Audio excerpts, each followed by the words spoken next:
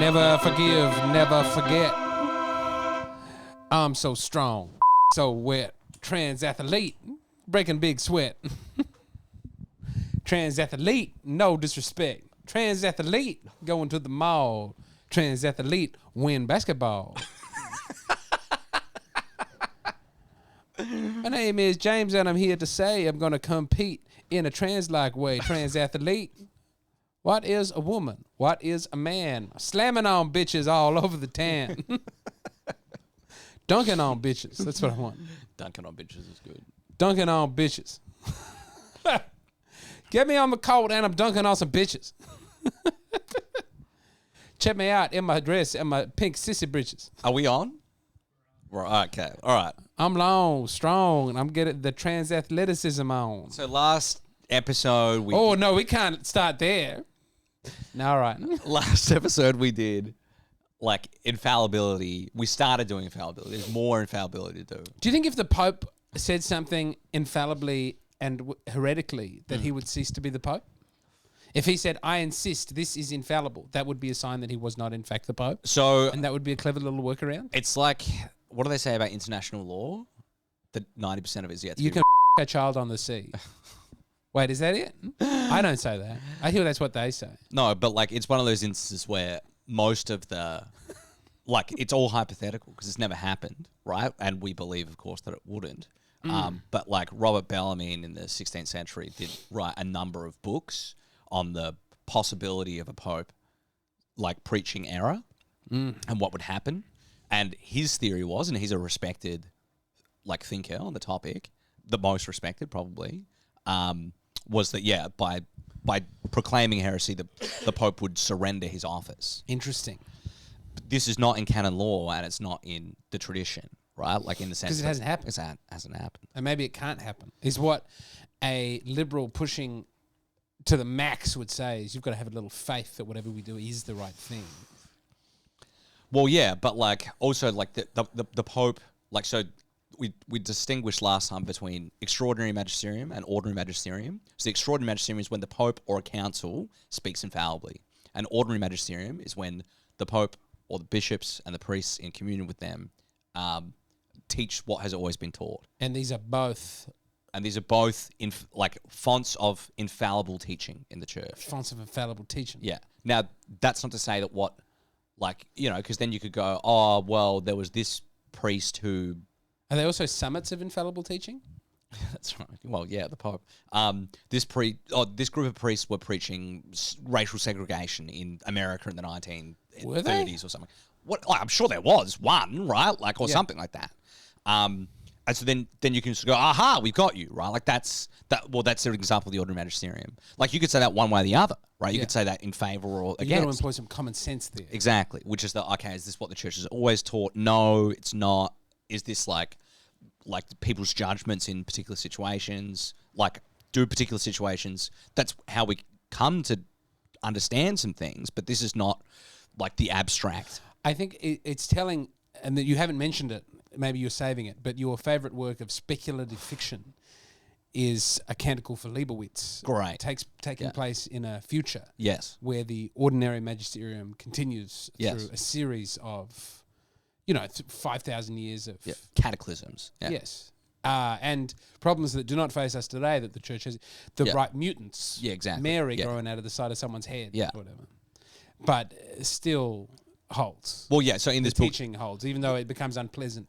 So this book, it's like a post-apocalyptic wasteland sort of thing. And there are like mutants and they're called the Pope's children, right? And it's like, the only person who stands up for the dignity of the mutants is the papacy. Yeah. And says we shouldn't... And the mutants are grim. Yeah, they're very grim. But he's like, no, we they're shouldn't. They're just killing people mindlessly. Right? And he's like, we shouldn't genocide these people because they have souls. And what we need to do is educate them in Christian charity. And it's like, yeah, if what would happen in the instance of mutants? It's like, well, probably that, really. Probably would only be the Catholic Church saying, don't kill them. The Orthodox might say that too. They're pretty good. Yeah, sure. They're fun. All right, let's move on. 186. Have you noticed that I've been growing a beard out throughout the whole time we've been doing that? I haven't shaved. I don't think once. What, since the start? I don't think I've shaved since the start. No, I don't think that's true, is it? Is it? It's not. Your beard's not long enough to have been unshaven for... 3 months? 3 months of growth. Maybe it it gets is. curly. Yeah, okay, fair enough. Anyway, I'm just going to keep going until I'm Rasputin, and then in the end, in the final episode, I'm like, ha ha ha ha ha. This is all meaningless, and only the I'm the new Bishop of Constantinople. Is that the title of that? Of what? Bishop? Is there a Bishop of Constantinople? Yeah, he's the ecumenical patriarch. Yeah. I am the ecumenical patriarch. All right, I saw a 186. dream. 186. How do bishops, and I'm going to need this one, how do bishops exercise their ministry of sanctification? Bishops sanctify the church by dispensing the grace of Christ by their ministry of the word and the sacraments, especially the Holy Eucharist, and also by their prayers, their example, and their work. I mean, from a Protestant mind frame, this is just the most hateful nonsense. Yeah, so it's the job of bishops to Christ comes and says, I am the way, the truth, and the light. And then we say, as apportioned at the discretion of your bishop, rather than you having a personal relationship with God and his grace. Yeah, I mean, I'm not sure I don't think those things are either or. Interesting. Like, yeah, so a bishop is somebody who is successor of the apostles, and it's through the graces of the bishop that the sacraments all flow. And so that's apostolic succession. Yes. So that's why we have the sacraments. Christ established a church, the Catholic Church. And one of the jobs of bishops is to teach, govern, and sanctify. Well, that's the 3 jobs of a bishop. So we've talked about how do they teach and sort of how they govern. And now we're like, okay, well, how do they sanctify? How do they sanctify? Well, they sanctify by doing their job, by preaching the gospel and administering the sacraments. Also, it's really good if they teach it by their life as well, but it's not necessary. You can have bad bishops. You can. 187, how do the bishops exercise their function of governing?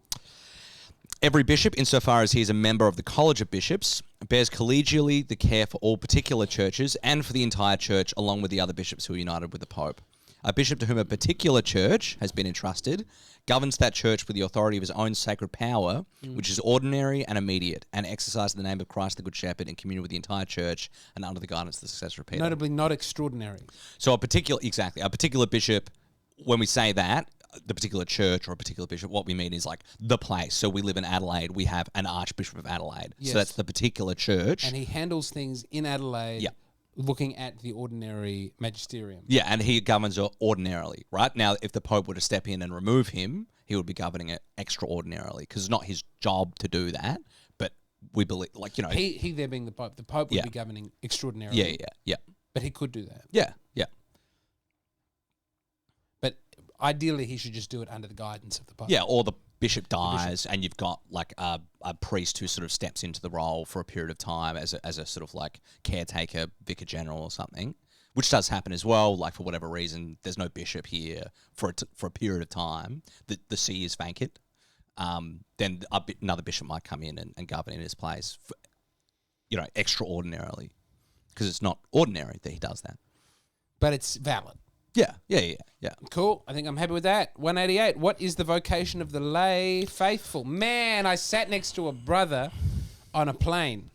And by that Did I you? mean a monk. Oh, okay. I thought you meant a brother. Alistair?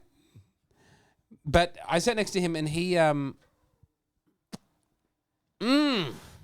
was this? on my way back from Perth. Oh, really? Yeah. Who was the brother? Well, he was in the 1970s. He was the principal of CBC, Christian Brothers. Oh, okay, he was a Christian brother. What was his name? I don't remember. He was quite old. Yeah. And he was very nice. We had a nice chat. But we did...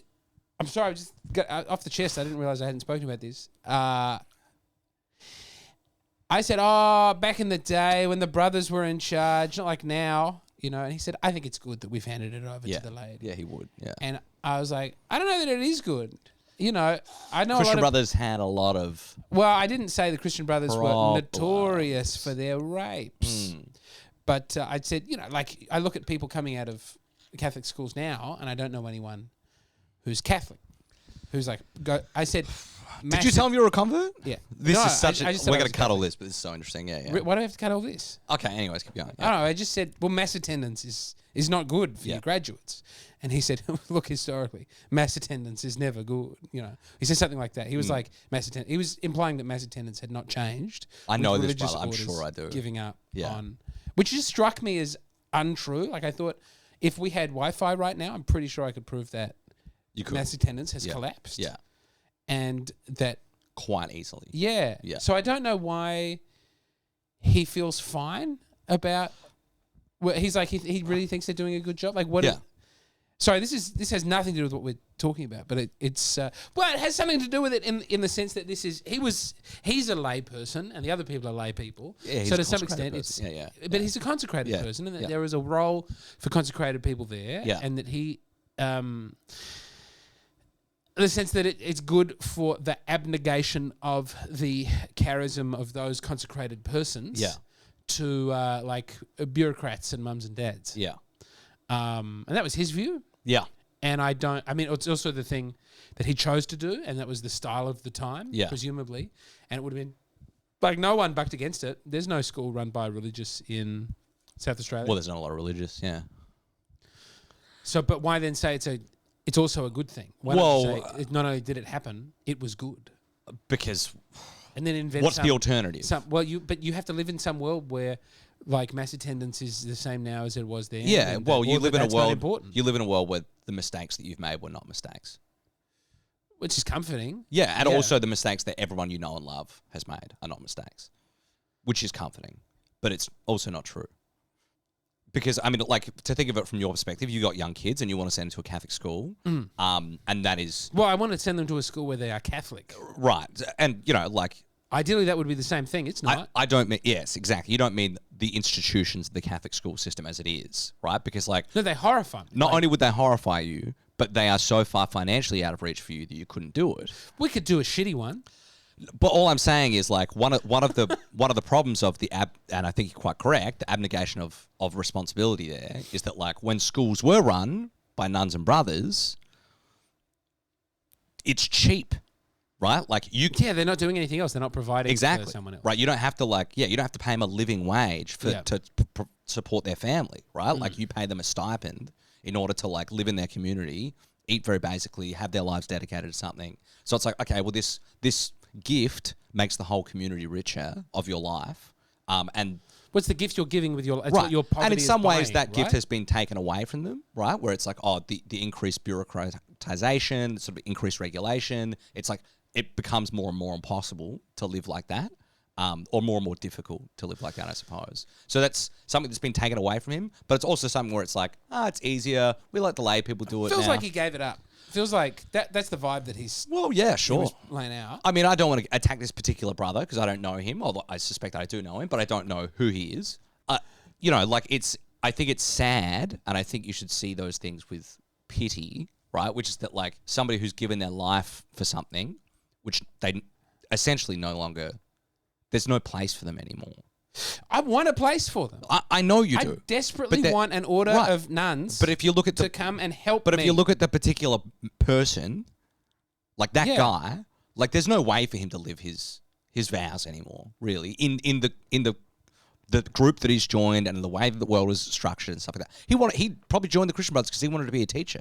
Right? He was like, I'm going to join a teaching order of brothers, and now he can't even do that, right? And he doesn't get to live in poverty, he doesn't get to live in obedience, because he can probably live wherever he wants. It's like, they've diluted it down to a point of like, it's pitiful, I think, right? Like, and it's I think, and I don't mean that to be like, we should look down on these people. We pity. But yeah, we should have pity for him, because it's sad. And I don't know. I don't it's know a heroic thing to take a vow like that. I don't know how many nuns and brothers I've met who are in this position, right? And it's like so sad. It's so sad. But can't we have an order that is like what they want it to be? And by that I don't mean like meeting their hedonistic wills, but if you want to live in poverty and just throw your life and work at something, you can teaching do it. or good works, you can find them. They're around. Like, I mean, for women it's a bit easier because you can join like Mother Teresa's order, which is like they take that very seriously. In Calcutta. You have to go to They've Calcutta? got places in Australia. Okay. Yeah. I mean, you might get moved to Calcutta. You get to wear the definitely outfits? do a stint. Yeah, of course. All right. Yeah. People still run schools in regional Australia who like that are quite tough, and brothers teach in the schools because it's like, missions, right? And these places still exist, and you can do that sort of stuff if you really want to, but it is a lot harder to find. Man, I just want the outfit. I want to go and there's nothing I can't. I'm a father. Yeah. But you as at least nominally single man, you never want to become a brother? I did want to become a brother. You did want to become We talked about this before. Yeah, but like I'm saying you did that, you experienced that, you left that world. I mean, does it call to you on the day-to-day? Yeah, for sure. I mean, it's very attractive, obviously, and I think it should be attractive. I only spent 2 weeks with them at with the monastery. Yeah. What was it called? Tarawara. Yeah. I got it. That quiet, reflexive life and talking and reading and working. Well, I discerned in a more active order, right? So that they do teach in schools in remote regions and stuff and that sort of thing. And yeah, I could see the appeal of it, but I think wasn't conscious of this at the time, but I think one of the appeals was it feels like I'm giving a lot and there's not a lot of living it out, right? Like, because it was still pretty comfortable, and I was like, oh, I want something a bit more uncomfortable. You want hair shirts and whips? Well, I wanted something that was going to be like, this is a meaningful thing, right? Like, and this is hard, and I'm doing it with a bunch of people who know it's hard, and it feels like heroic, right? And it feels good. You want to have an act of heroism. Yeah. You want your life to feel like it is meaning. Yeah. And you're joining with a group of brothers who are like in the fight, right? With you, band of brothers. Yeah, be few, we happy few. Exactly. Whereas that was not the impression I got from this order, which is otherwise very good, but most of these orders are quite wealthy now. It's the other thing, and it's like, well, and they've got how? Where are they getting? Just because they run schools, and then school money comes in, and the schools have become like very middle to upper class now. Anyways, we've diverged so far from the question. Hey, that might be its own little micro episode. Shall we start again? Well, yeah, there was a lot there. That I feel like is when we stop and we go like, check that on the page. Could do that. Or shall we? All right. How long was that one, Sam? Hey, Jackie, what is the vocation of the lay faithful? The lay faithful have as their own vocation to seek the kingdom of God by illuminating and ordering temporal affairs according to the plan of God. They carry out in this way their call to holiness and to the apostolate, a call given to all the baptized. That's a hard one because the actual challenge that you face repeatedly in life is how much of myself. It's like power versus the godly thing to do, right? Yeah. And this is a big argument currently taking place between close personal friend Mark Barnes and some guy I've never met before at Compact Magazine. Yeah, sure. So guess whose side I'm on? It's the guy whose house I stayed at. But I also happen to meet. But it's this thing of we're to order temporal affairs to God. So the Compact Magazine guy's argument, I'm going to... Sorry, Bummery. Yeah. No, Mark initially is going initially, but Mark's going everybody now. Yeah, Mark's going ham. Yeah. By the time this comes out, it'll be long past. It'll be long past. You can read it all the stuff. Yeah. Mark's overlong screed was exceptional. It was very good. Yeah. I really liked it. And but it's this, should we quietism is not so, like one side would say you're being a quietist, you're staying in your little town, you're having your little coffee and having your little, or possibly very big family, but your small community. And then the other side would say, try and take over power, try and take over the society. Maybe we don't. Maybe we have to make some compromises along the way, but we have power and we can then better from the dizzying heights of our pale tower exercise. We can then reorder things in a more meaningful way rather than merely reordering ourselves and hoping that naturally expands out. Sure. So that's an innate contradiction. Well, I don't think it is. Not contradiction. That is a tension in what is being described there. That right. paragraph. Well, so the first thing in to say, all of our lives that we have to decide how we're going to do that. So the first thing to say is like, okay, so like, and often as a Catholic, particularly if you're raised Catholic, it feels like what's your role as a layperson? It's to do readings at Mass or to bring up the gifts or something like that, right? And it's like all this liturgical stuff. Yeah. Like, what does it mean to be a Catholic? It means like, to be lay Catholic, I have to go to Mass or whatever. And of course you do, but like, this idea of like the way that I participate in my faith as being somebody who's interested in the liturgy or like involved in the liturgy is wrong. Yeah. Right? Like, of course you have to be involved in the liturgy in that you bring all of your, joys and sorrows and all this sort of stuff with you to Mass and you offer that up on the altar with the priest. But the role of the liturgy is actually the priest's role, and our role is to order the kingdom of God on earth. Now, I think, and not to be too much of a coward about it, but like, both of those examples are just like, these are different. I was calling Jackie a coward before the recording started. These are different. And so are some other people. These are different interpretations of that thing, right? Which is that, like, on the one hand, you've got the integralists, Yes. who are saying we need to take the levers of power and run the government and order society in our own image, and the new polity people are saying, no, let's start local, let's start basic. We need to, like, renew the body before we can Die get to to the yourself. head. All that sort of stuff, right? But these are both people who are attempting to do this thing, just in very different ways. Yes. And I don't think either of them contradicts this thing, right? Now, I have a preference for which one I would like to do, because obviously I'm never running for politics. But You say that. certainly not once this comes out. Nah. That is... Jackie, so I think this will just for reference, pretty much kill our political none of careers, these have Jack. come out yet Yeah. at the time of us recording this, which is something that I like, that we've managed to do so many of them without... Like, obviously, I would like the dopamine of people going, fuck, James is so handsome. Who's that other dumb dog that he's doing it with? Sam. Only James. Whatever. But I think it's nice to be able to keep doing it in a unalienated way. Yeah. And at some point that will change. But yeah, we're called... It's a really good point about, like, being involved in the liturgy, and that, like, you're meant to live out the faith. Yeah. The other... I'm trying to do the maths on how many other hours there are in the week. But it's like 23 hours on Sunday and 24 hours every other day of the week. Yeah. Like, that's where you should be getting in the scrap. Yeah. Rather than putting on a little pretend stole. Yeah. And putting on the voice, the first letter. That, man, I was at the cathedral in Perth on the weekend. Yeah. This fucking dumb voice that people think they have to use while reading it. Well, yeah, and I think that's... The compendium, which I now present to the universal church, is a faithful and sure synthesis of the Catechism of the Catholic Church. It contains... Bang, bang! What in the world?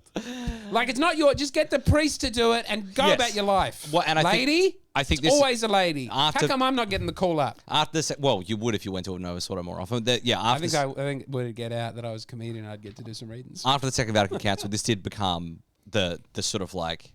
And I think this is where people went wrong, was that it was the lay faithful felt that they were being directed more towards being involved in liturgy rather than being involved in ordering society. Which is okay, well, what's the role of the clergy? The role of the clergy is there to sanctify the people of God. The role of the people of God is to make the world like a new heaven and a new earth, right? Like, we're supposed to order the world towards God. So it's like, well, we can't do that, of course, if we're constantly involved in, like, liturgical battles in the church, right? It's like, no, go to a mass. If you're looking for a mass to go to a mass where that's not going to be a problem. And I think that should be a Latin mass. But if wherever you want to go, just don't get bogged down in the liturgy. Yeah. Right? Like, I mean, go to somewhere beautiful. Leave us alone. You need to be left We're alone. trying to do your work in the world. Quit hassling us. Yeah, I mean, you should go somewhere where it's like, they're not going to bother you. You get to go to mass, say your prayers, get the sacraments, piss off back into your real life, and make the world a better place. You never do the collection, do you? Me? Yeah. Oh, only when nobody else will. I hate doing it, though. You know what I do. I hate serving, and I hate have to do that.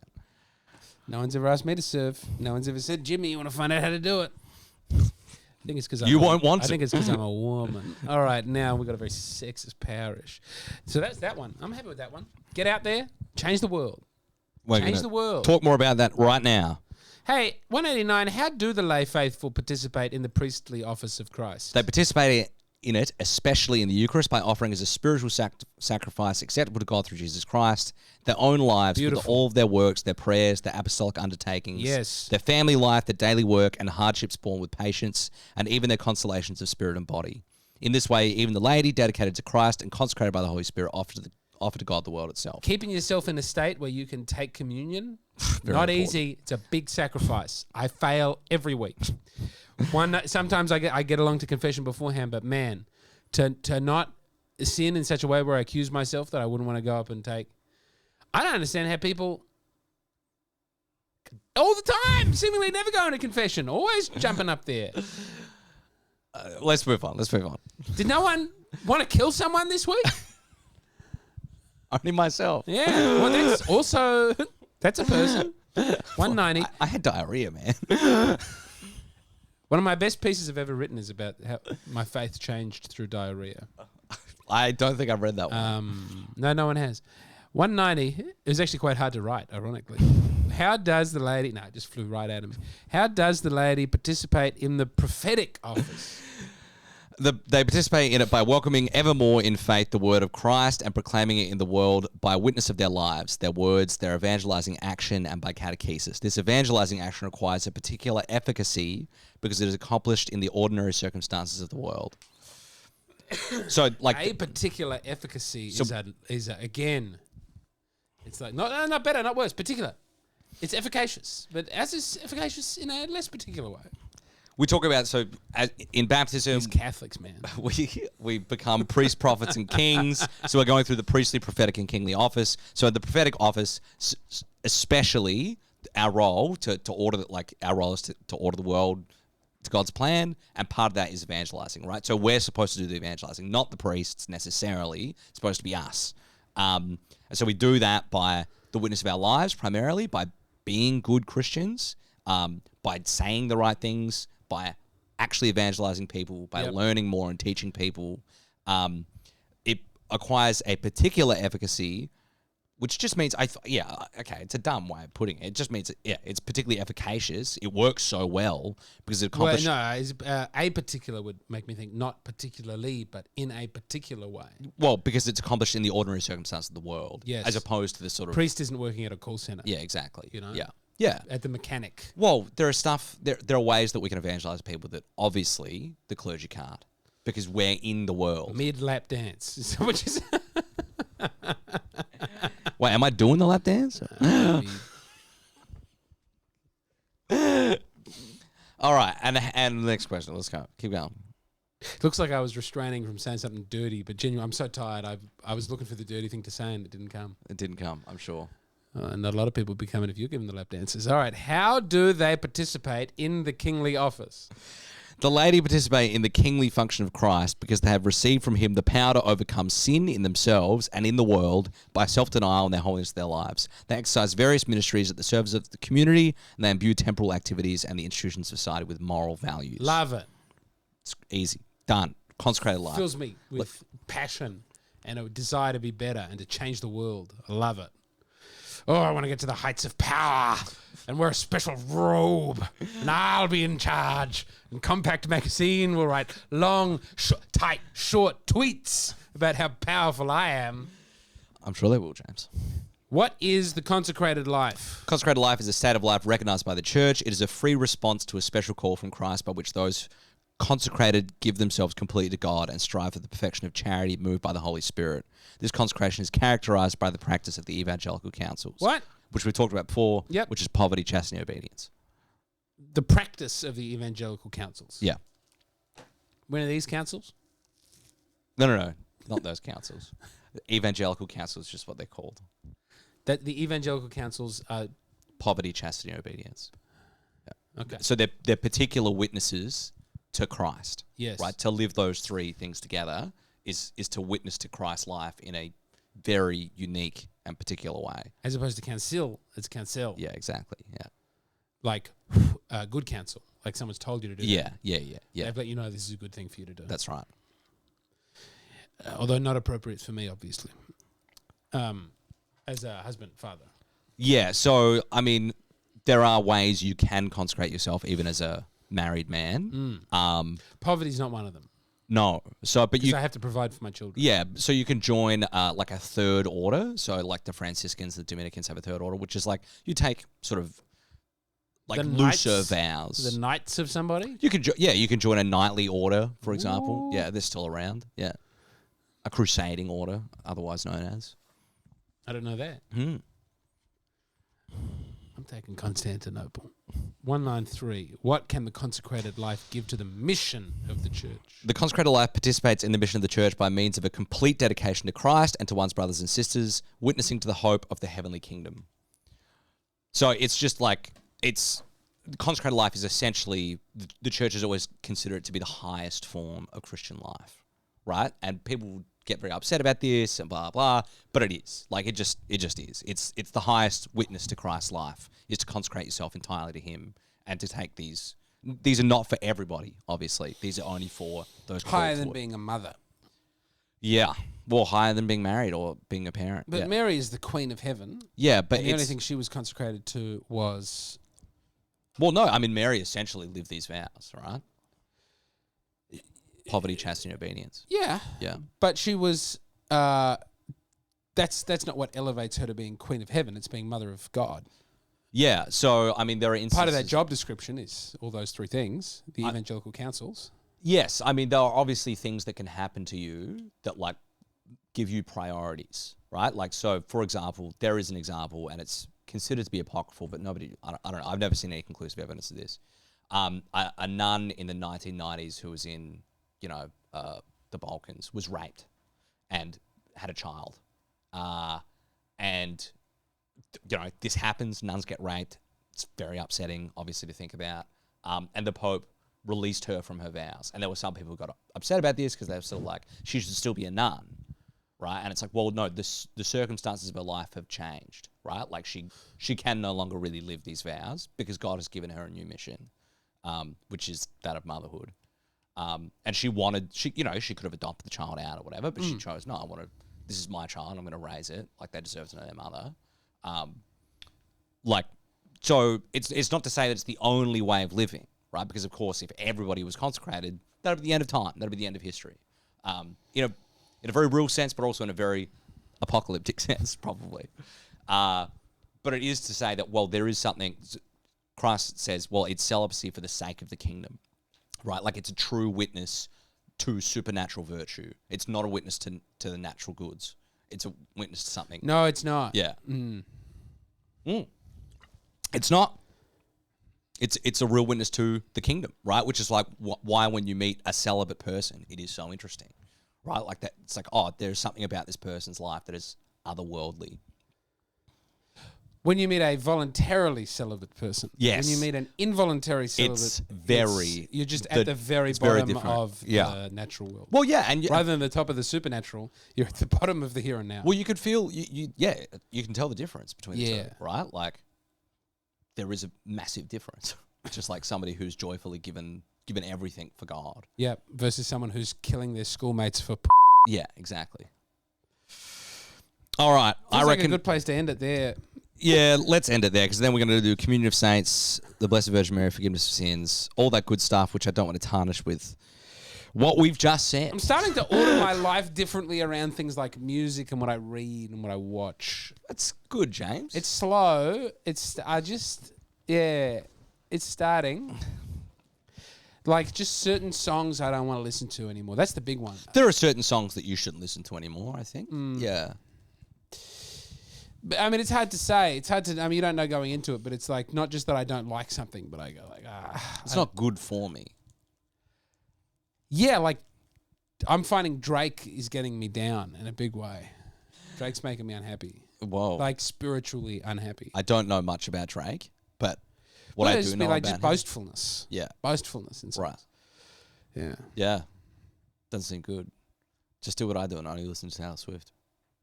I think that might be the single worst thing you could do for yourself. Did that latest album, that felt like a real attempt to get back on the charts.